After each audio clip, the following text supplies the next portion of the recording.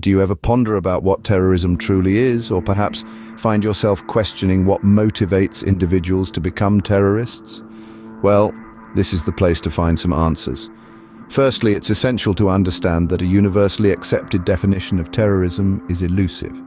Some argue that the label terrorist is subjective, often colored by perspective, with the old adage stating that one man's terrorist is another man's freedom fighter.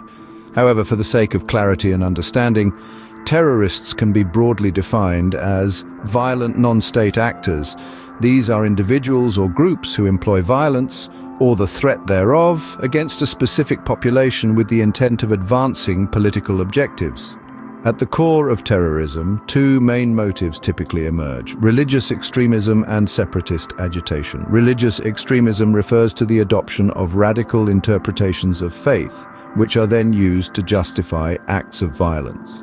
Separatist agitation, on the other hand, involves groups seeking to establish their own independent or autonomous territories, often through violent means. Terrorists employ a variety of methods to instill fear and achieve their objectives. From mass abductions, bombings, and gun attacks to kidnappings and bank robberies, these actions are all part of their fear-inducing arsenal. Some groups even engage in drug trafficking to fund their operations.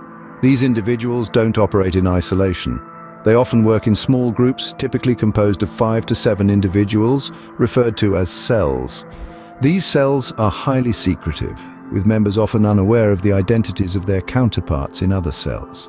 Communication is typically conducted through encrypted emails, internet chat rooms, or through intermediaries known as couriers. In large cities, there could be several such cells, all working towards a common goal. So how can one identify a potential terrorist? It's a complex task, given their secretive nature. However, certain signs might indicate something amiss. Individuals living reclusive lifestyles, residing in isolated buildings, and generally avoiding interaction with the wider populace could potentially be cause for concern. In essence, terrorism is a complex, multifaceted issue fueled by political motives and carried out through violent acts. It's a phenomenon orchestrated by secretive cells operating covertly within society. Understanding this can go a long way in fostering safety and security. Remember, knowledge is power, and awareness is the first step towards prevention.